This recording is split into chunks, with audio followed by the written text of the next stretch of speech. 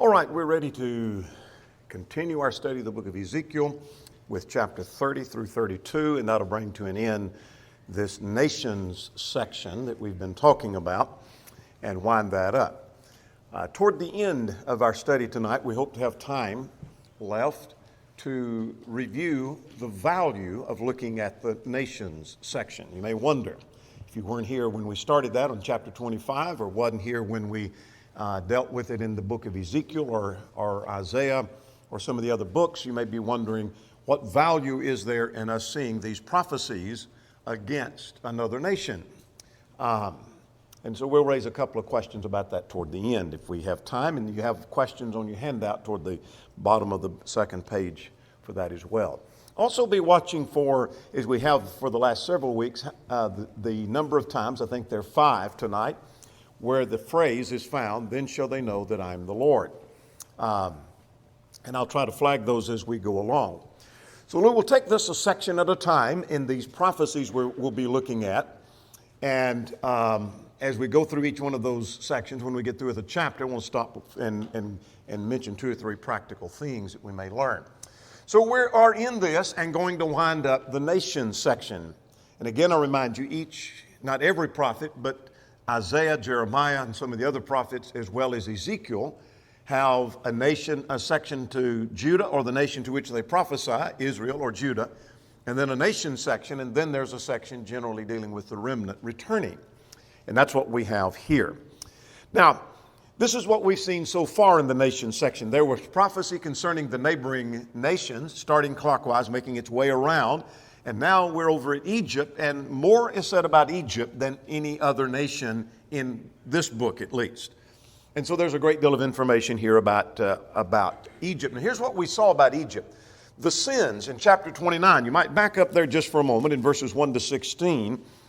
There are 2 things that were listed as their sin. One was their pride. Their pride's going to flare through in the text in our study this evening.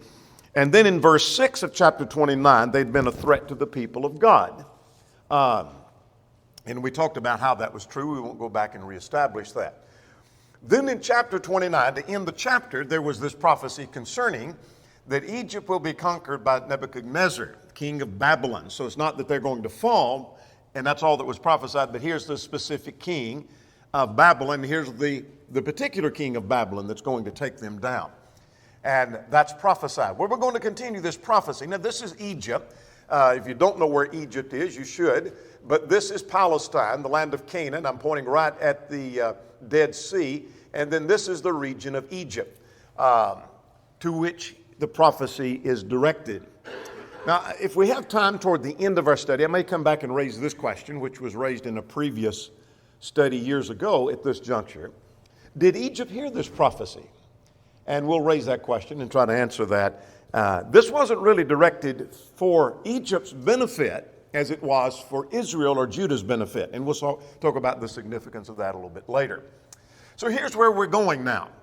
There are 7 prophecies here that we're dealing with, and we've looked at the first 2, and that's why they're grayed out.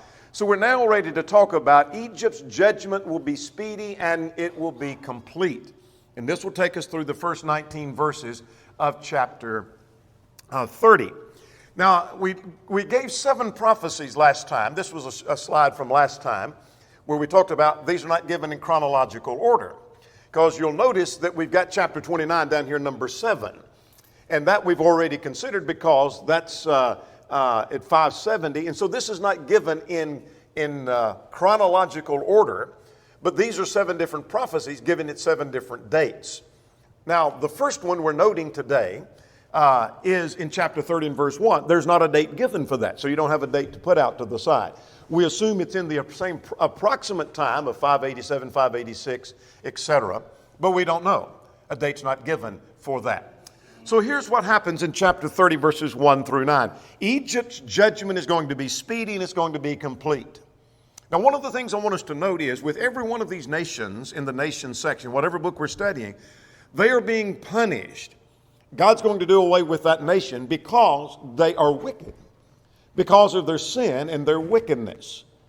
And so why does he give so much attention to Egypt? Perhaps for 2 reasons. They were deeply wicked, but so were some other nations. It seems perhaps because there was what we have been referring to as the Egyptian party among the people of God, who were putting their confidence in Egypt. This was supposed to be their salvation, in the sense that Egypt was going to spare them from the hand of Nebuchadnezzar. So when Nebuchadnezzar comes, we're going to turn to Egypt for our help. Well, Egypt is no help because Egypt's going to fall too. That seems to be maybe the reason why so much attention is given to Egypt. So let's work through this section here. Verses 1 to 3, her day is coming. The day of the Lord is coming. So he said the word of the Lord came to him, doesn't give us a date. Said, woe and well to the day, for the day is near, even the day of the Lord is near. Now that expression, the day of the Lord, I won't trace that, but it's used a number of times in both the Old and New Testament. When we come to the New Testament, it has reference.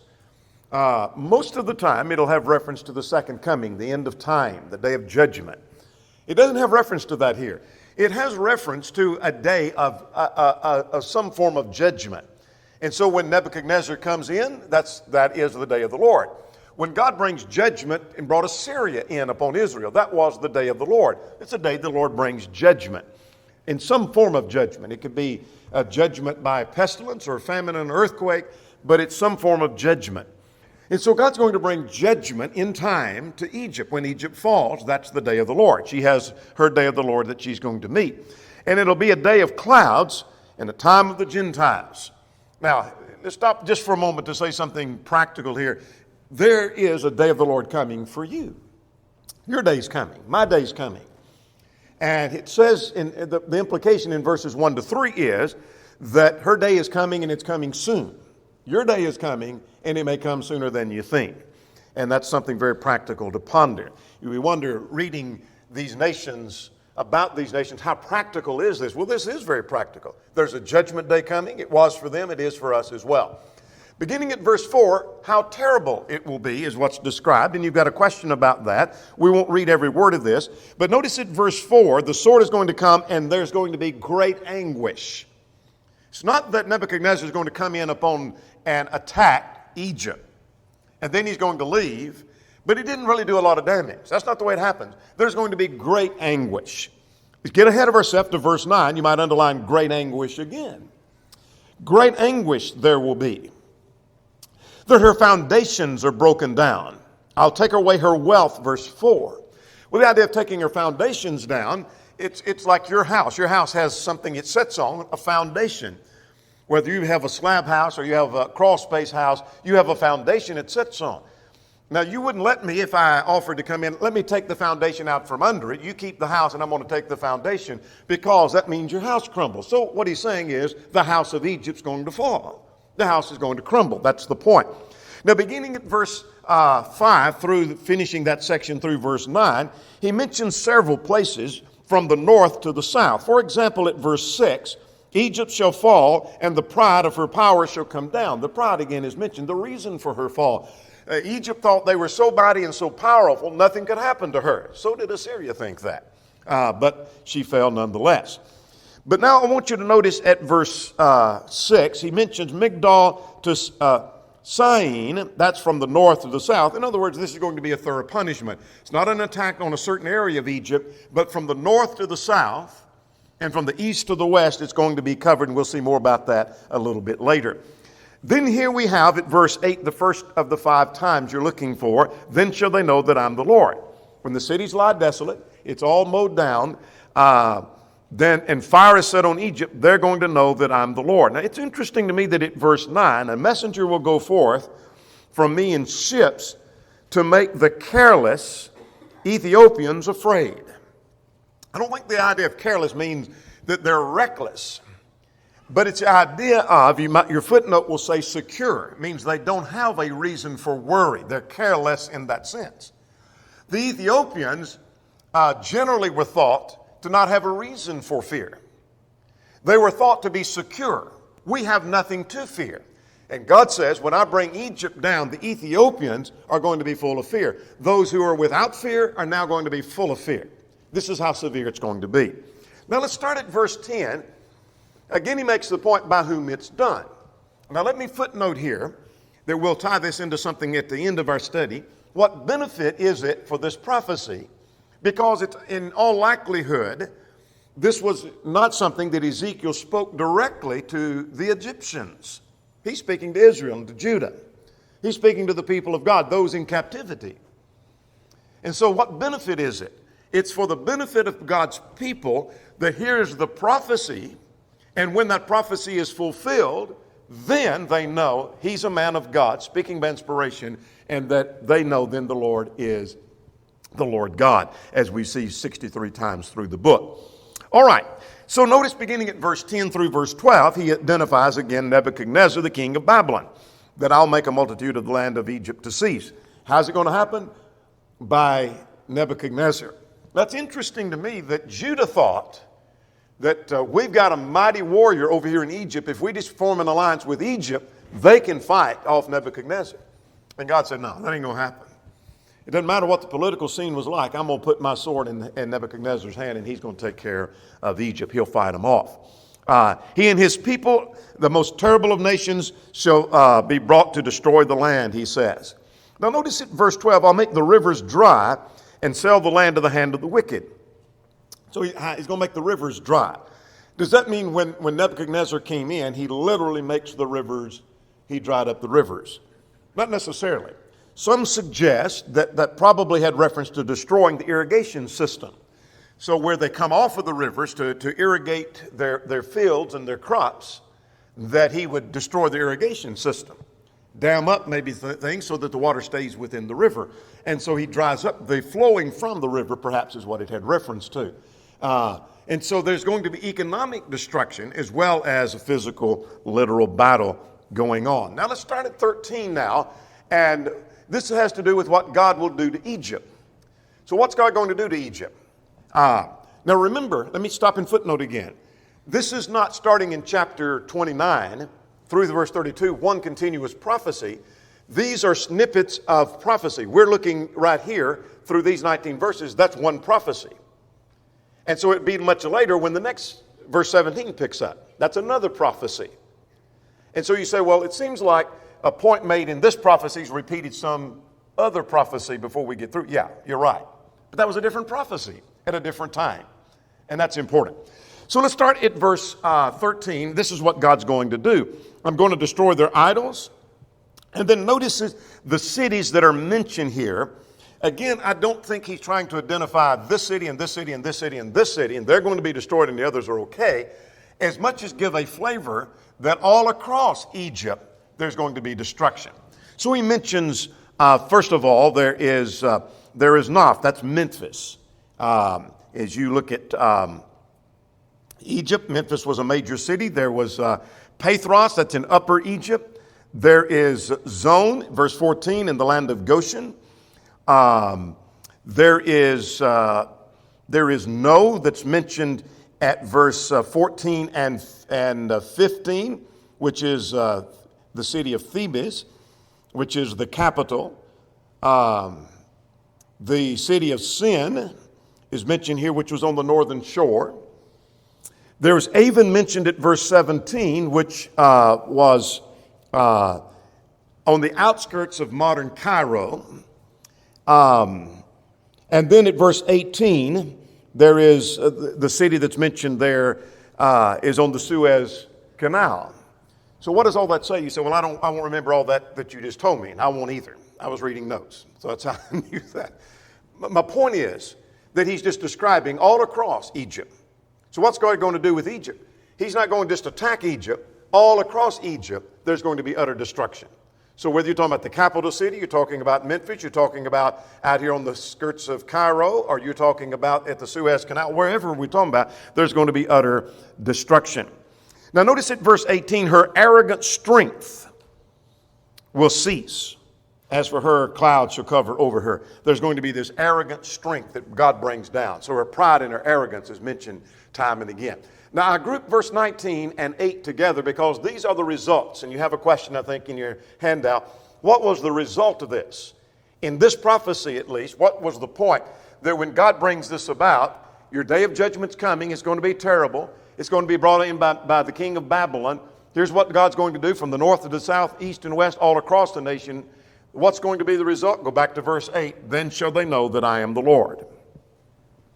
Verse 19, Thus I will execute a judgment on Egypt, and they shall know that I'm the Lord. Apparently,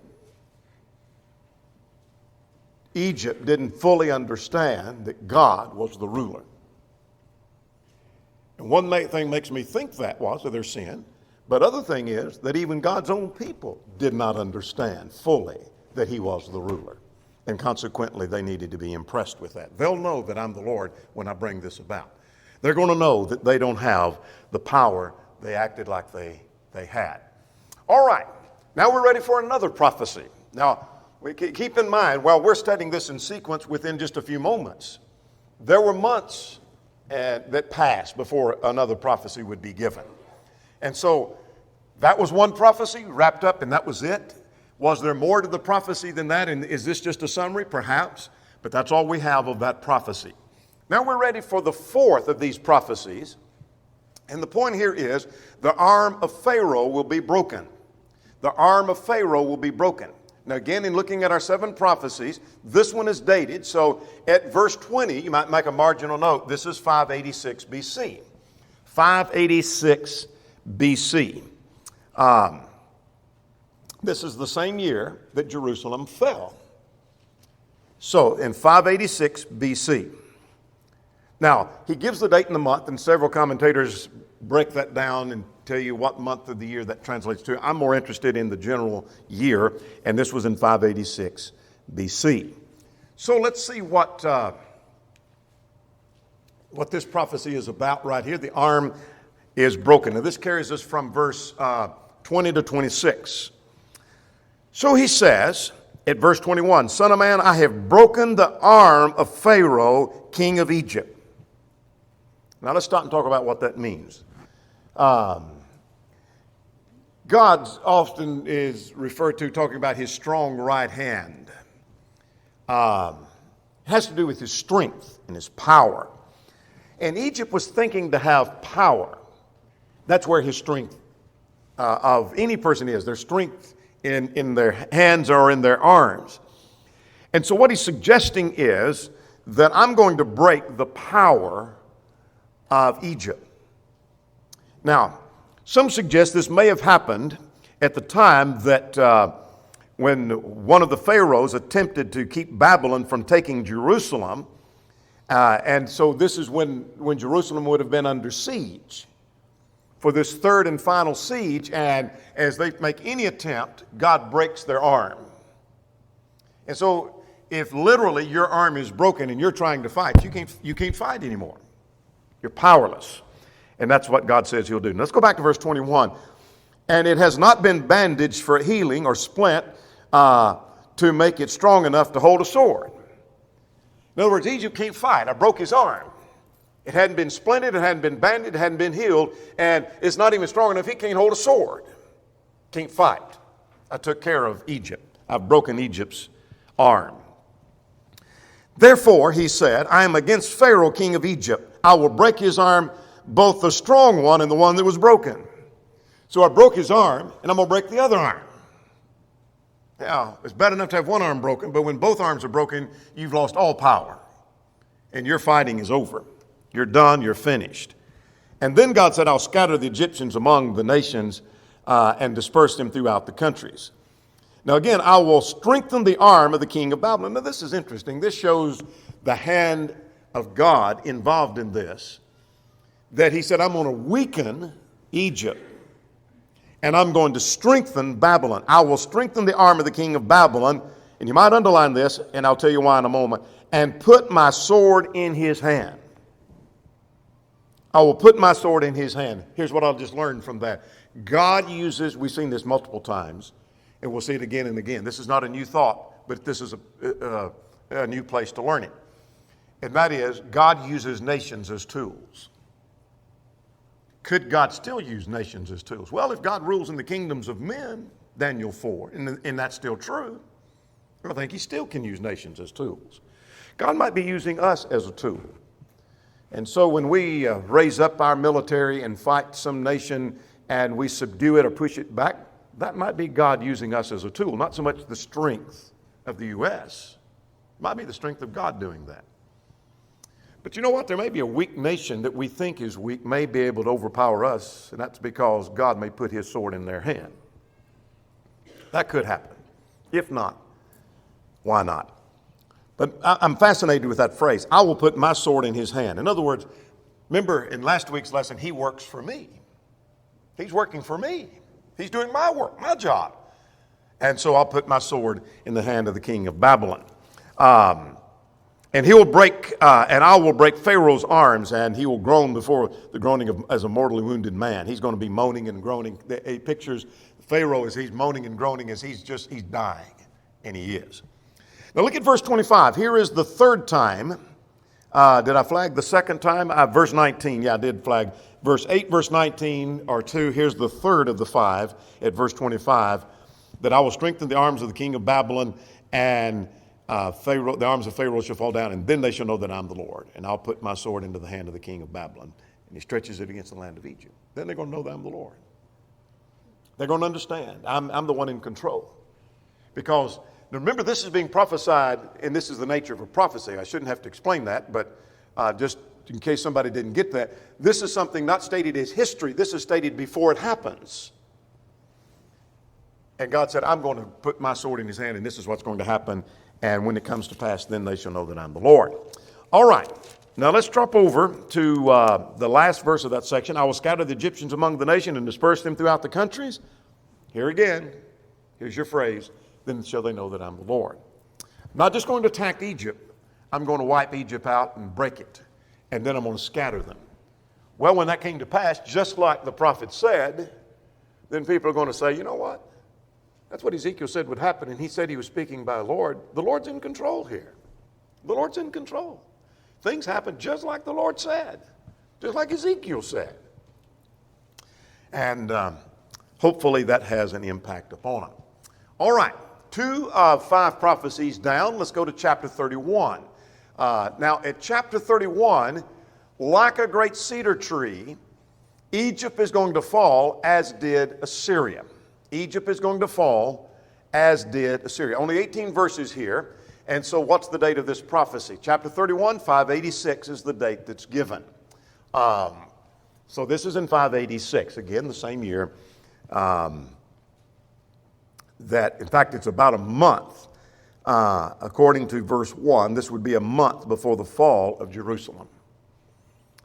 And so here's a prophecy being uttered, and just about 30 days later, approximately, then Jerusalem falls and collapses in 586. So we're getting close. We're getting close to what Jeremiah had said earlier would happen, and so as Ezekiel said this would happen. So let's cover these 18 verses, and I meant to stop at the end of chapter 30, look at some practical things. We'll try to do that here at the end of this section. So, like a great cedar tree. So verse 2, Son of man, say to Pharaoh, king of Egypt, and his multitude, whom are you like in your greatness? Let's get some more details here. His point here in verses 1 to 3a is, who are you like in your greatness? Egypt views themselves because of their pride. Remember, pride and arrogance has been mentioned time and again. Egypt is pictured as their view of themselves is, we're great, we're mighty, we're powerful. In fact, impossible to fall. So God says, you go prophesy. To whom shall I liken Egypt? What nation would you be like? And God said, I'll tell you who you're like. You're like Assyria. That's who you're like. You're like Assyria. Indeed, Assyria, beginning at verse 3b, was like a great cedar. So let's see what he says in verses 3 to 9. Assyria was like this great cedar of Lebanon, had fine branches and high of stature. And the waters made it grow. Underground waters gave it height. The rivers were running around under the place. Any of you have been around to know anything about trees, if you have an underground water source feeding a tree, it grows to be a great tree and a great height. Dan and Krista have a tree in their yard that's big tree, big 3 prongs, actually 3 trees in one. And a tree surgeon looked at it and said, the color of that tree tells me there's a river under that somewhere, feeding that tree. Big, gigantic tree. Well, that's what happens when it has this underground source. He said, well, that's what Assyria was like. Assyria was like this great tree that had an underground river feeding it so that it grows and it becomes mighty. And so this is the picture of a great, powerful, majestic nation, but he compares it to a tree. Notice at verse 6.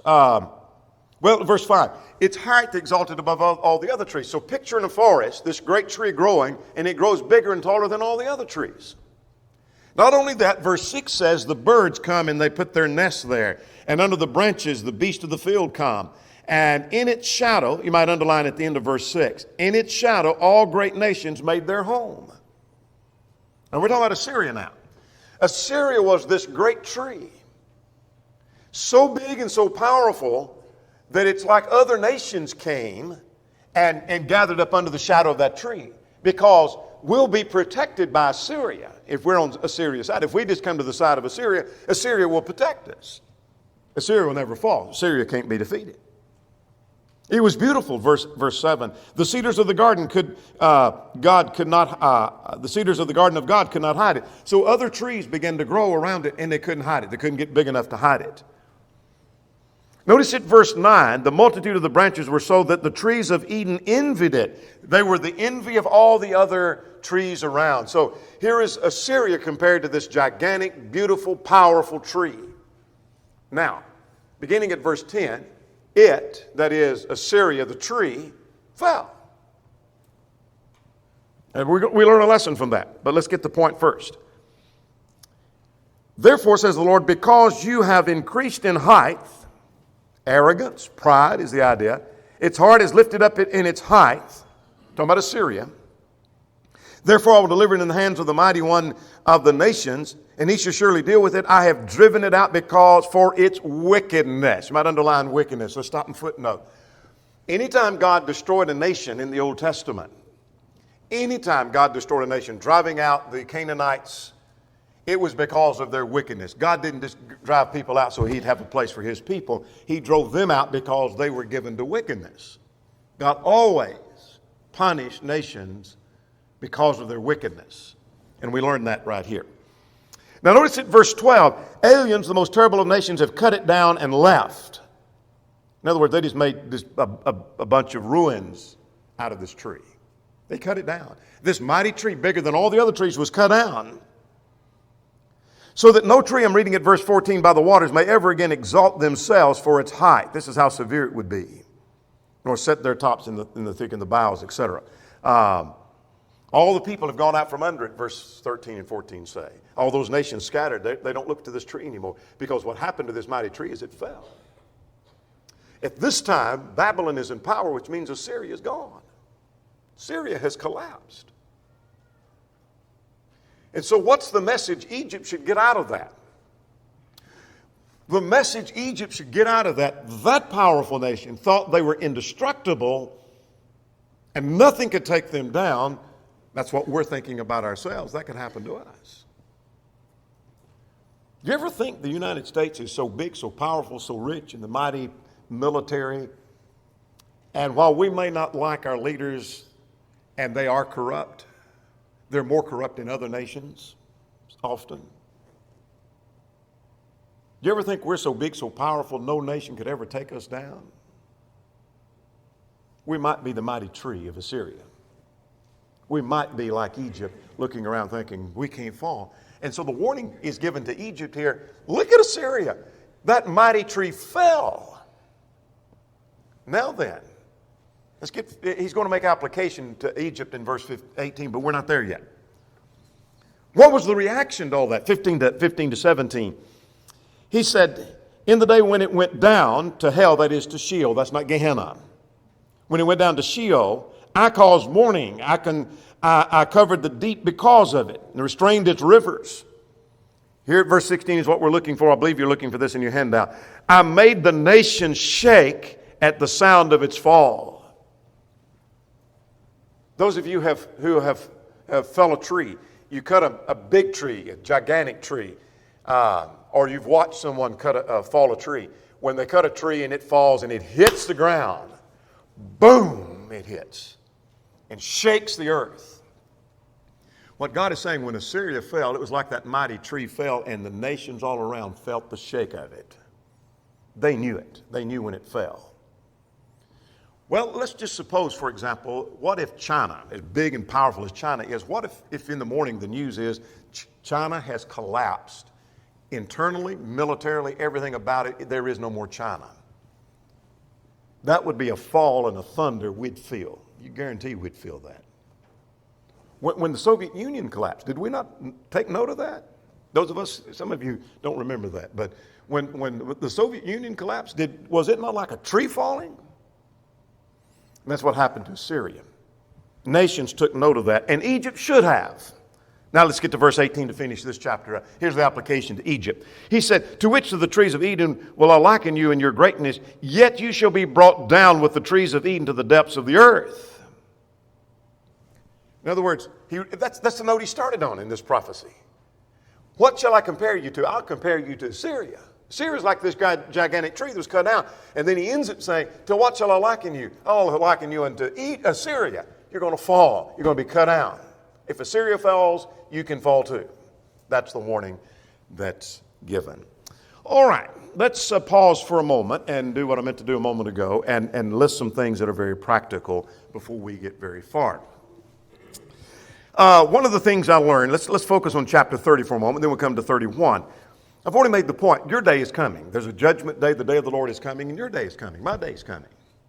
We're facing judgment, and we're going to face it soon, perhaps.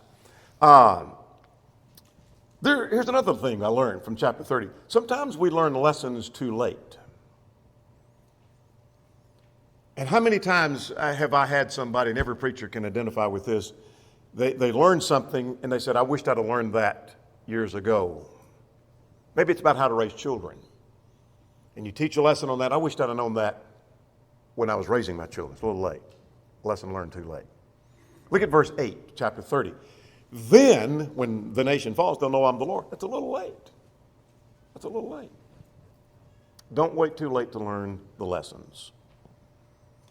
The tools of God, here's another lesson from chapter 30, are not always obvious. Do you think it was obvious to Egypt that Babylon was a tool in the hand of God? I don't think so. But they're going to know it before it's over, but I don't think that was obvious at first. Is it obvious to us which nation God's using as a tool? Not to me. I may think God's using us, but God may be using another nation against us. Chapter 30, if God can make Babylon strong and take Egypt and make it weak, God can take you and make you strong and strengthen your hand if you'll just follow His will. God can do that for you too. And if you're fighting against God, God can weaken you. He may bring you down. He has the power to do that. He can do that in His providence. Let's see what else we learn. There are things we put confidence in that'll prove unworthy. The whole point of I think this section is from 29 to 32 that Judah put in their confidence in Egypt, and that was a mess. That was a mistake. And we often put our confidence in money, or maybe it's in power, or popularity, or education. Maybe it's in our family, our reputation. Maybe human wisdom. Maybe human leadership. Or what some preacher told me would be okay. Or what some fellow Christian encouraged me to do. I put confidence in that. And I may find where I put my confidence, it was wrong. It was wrong. It collapses. Let's go to chapter 31 now. It's a sobering thought to be compared with the greatness of a nation that fell. Maybe if God were directly talking to you, would He compare you to a great person that fell? What shall I liken you? To whom shall I liken you? That's sobering. We should learn from the failure of others. Egypt should have learned. They didn't. We should learn from the failure of others. All right, let's move on, and we'll come back to some practical things a little later as time permits.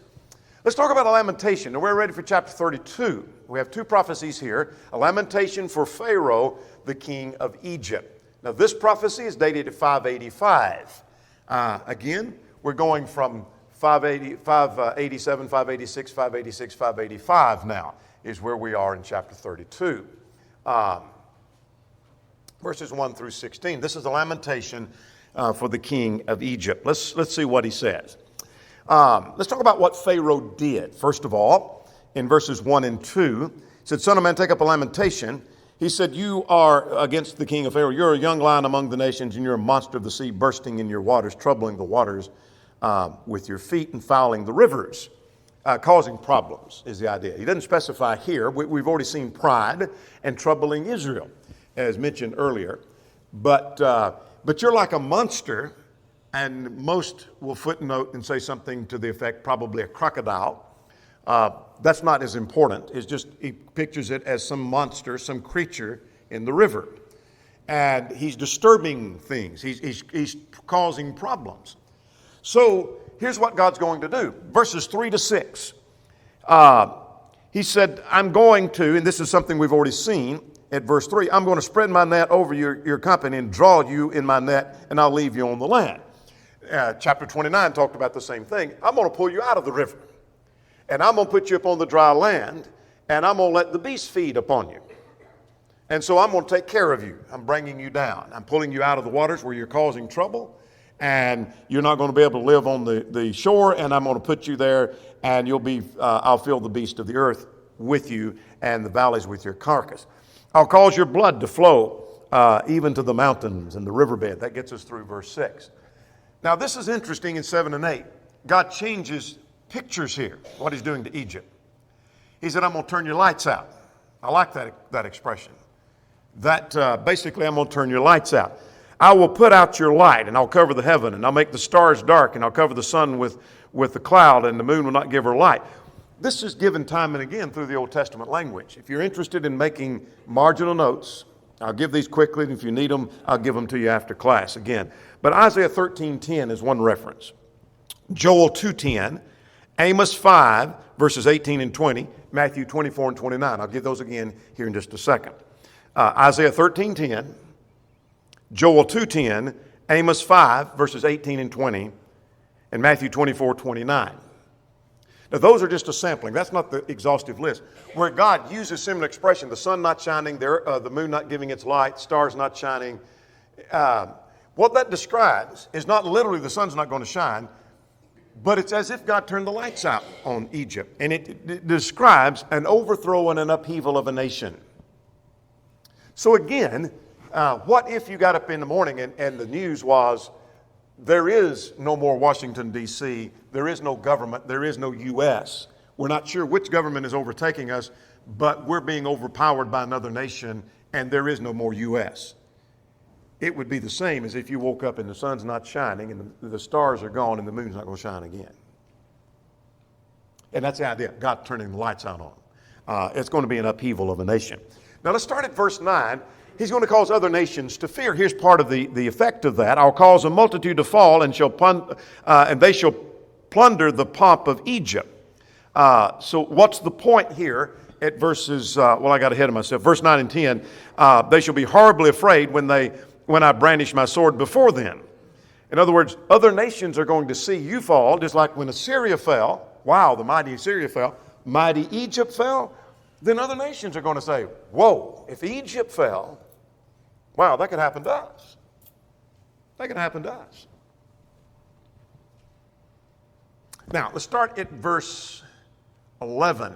I'm going to make Egypt desolate. You might just see that at verse 15. In interest of time, I'll make the land of Egypt desolate. And here's your fifth time at verse 15. Then shall they know that I am the Lord. And that's that prophecy. Let's get the last prophecy. And this is a lamentation over the burial of the king and his subjects, beginning at verse 17 through verse 32. The date of this prophecy at verse 17 is 585. So now you have all the dates of these 7 prophecies, except for the one that's undated. So now what do we have here? Well, they're going to go, the king and the multitude, verses 17 to 21, are going to go down into the pit. Look at verse 18. They're going down into the pit, meaning into the grave. And whom do you surpass in your beauty, going down into the place of the uncircumcised? Now, verse 20 and 21 seems to be a taunt, as if a taunt song, taunting her, that is Egypt, for going down to the grave. Now, part of what makes that so taunting is the fact, Harkrider observes, that the enormity of this taunt is the fact that the Egyptians gave great care to death, having their pyramids. They mummified people, they embalmed people, and buried treasures with them that they might use in the next life. And so there was great protection given in death. And it's like Egypt is going to be cast down in the grave with a bunch of others. You're not going to be mummified. You're not going to be in a tomb or in a pyramid by yourself. You're going to be thrown in the grave with others. Others who?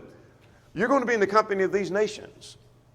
And so in interest of time, there's Assyria. When you go down into this pit, picturing death as a pit, you're going to look around, Syria's over there. And so will Elam. Meshach and Tubal are descendants of Japheth. These were tribes in Asia Minor. And they're down there. Then Edom and Sidon, that's already been mentioned. So all of these nations, you get down there, and that's what you're going to see. Now then, you got a question in your handout about the last point here, and that is verse 31. Pharaoh is going to look around and be comforted. And I don't know about you, but on a cursory reading of that, I look at that and think, what? Pharaoh's going to look around and be comforted? He's going to be comforted in that others are facing the same fate as he. As one writer says, misery loves company. And how true that is, that he looks around and he's not literally in a pit, but when he's brought down, he can look around as if he's in a pit, looking around and say, well, you know what? I utterly failed and was taken down, but so was Assyria, and so was Edom, and so was Edom, and so was Sidon, so was this nation and that nation and this nation and that nation over there, and he's comforted, but look at the comfort he gets. Not much comfort. That's like being cast to hell, and you look around and say, well, there's some other people here too. Well, big deal. A lot of comfort that is. Now, let's take just a moment to raise a question here before we go any further. Now, these are the 7 prophecies. Our time is basically gone. But I just want to just hit this concept of the nations section again, the value of that. Because you got a question about that. So what value was there in studying 25 to 32? Studying all these nations that we just dealt with. What was the value of that? And by the way, this is not just one section, but notice how much in the Old Testament, and this is not exhaustive, is given to the nations section. What value is there in that? It reminds us God is in control. It reminds us God is the God of the nations. God uses nations as tools. It tells us God's fair in dealing with nations.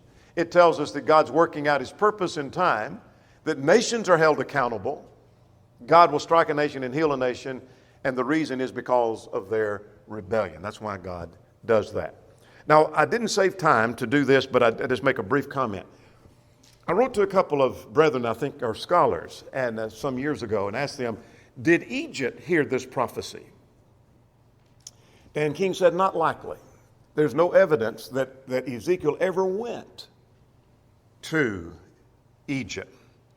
But that these prophecies were for the benefit of Judah and Israel. So that the prophecy made against Egypt, as if he's speaking to Egypt, comes to pass, then God's people know that he indeed is the Lord. John Humphreys suggested that other nations often knew what was going on.